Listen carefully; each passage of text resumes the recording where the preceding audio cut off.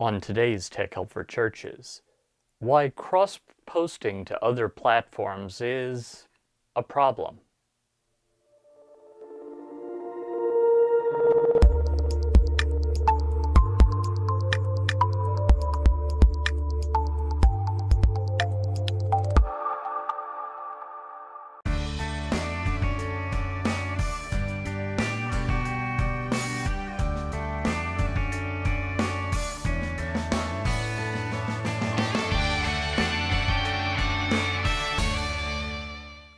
Hi, and welcome again to another episode of Tech Help for Churches. This is the show where every week I help you out with new media, social media, basically just using the internet for your church. My name is Paul Allen Clifford, and I'm your host. I'd love for you to ask your questions and join the conversation, by the way.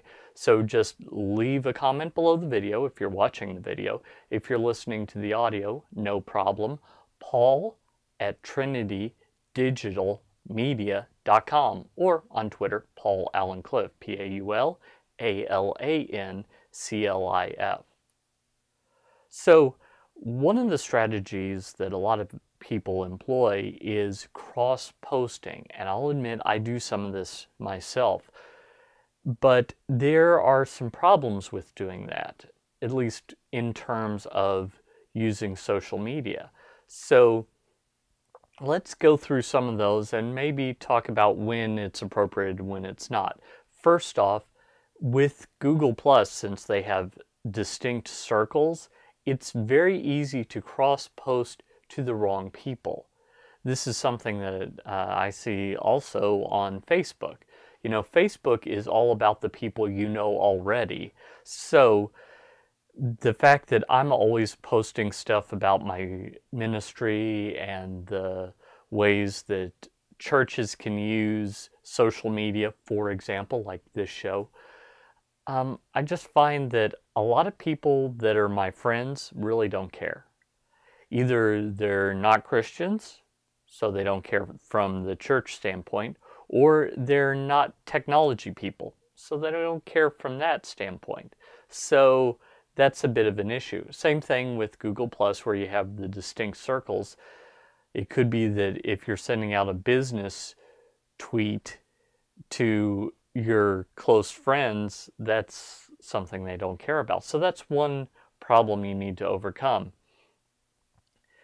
Another problem is that just the nature of the information itself, how it's formatted, etc., it might be better for one network than another. So let me give you a perfect example. Twitter, of course, is only 140 characters. So if you have a blog post and you try and cross-post that to Twitter, well, maybe the headline would be appropriate and a link, but you've got to be really careful that the headline is short enough so that it doesn't cut off. So that's a bit of an issue. But if let's say it's a 1,500 word blog post, putting that on Facebook, that might still be a little longish for Facebook. Might be fine for Google+. So cross-posting things, it could be that some content is okay in multiple places, but not all. Some content is fine in all places, and some content is only fine in like one place. So you've got to know what kind of content you're sending and decide where to send that based on the information. Also, there's a specific personality to each account. Remember that Google Plus tends to be very technical or very artistic. So you have large communities of photographers, for example.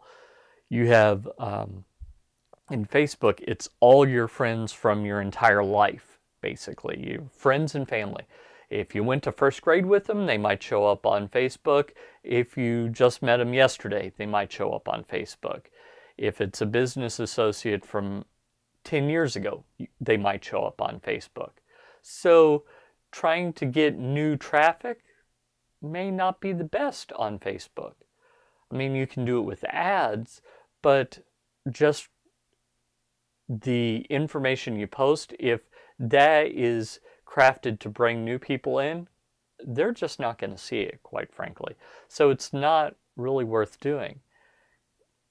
Instagram is another example. Now, I don't talk a lot about Instagram, even though I've had an account since almost the beginning. But Instagram is great for photography as well. A lot of the younger people use it basically as a replacement for Twitter because it has hashtags, it's got short messages, etc. And you can set it up to cross post to some different places. But putting up messages that really have nothing to do with photography, they don't have anything to do with the picture you've just taken, etc., that could be a problem. Likewise, Vine and some of the other short video sites, if you tried to put up a really long video, it would just get cut off. And it could be that just the tease at the beginning is all that shows. Or maybe even the tease at the beginning going into the open. That would be kind of annoying if it cut off in an inopportune moment. So that really matters as you're deciding what you want to do, the personality of each account. And there are other things. I noticed, for example, it's not so much the case anymore, but there was a time where there was hashtags were originally Twitter only. Now Facebook, Google+, Instagram, a lot of the other social networks have added those in, but there was a time when they were really Twitter only. So if you cross-posted from Twitter onto Facebook using a hashtag, people would really get offended. And there's some of that still to this day. You know, a lot of people can tell if you're writing kind of a really short sentence where it's abrupt and you're not an abrupt person. I mean, look at me.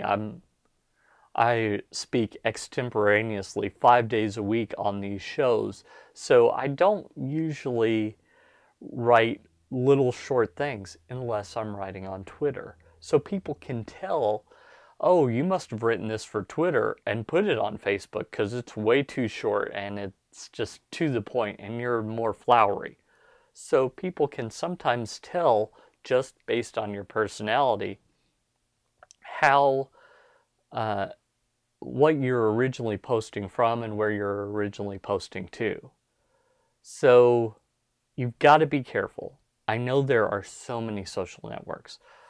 I almost never do anything with LinkedIn, but everything gets posted there and I get interactions from there.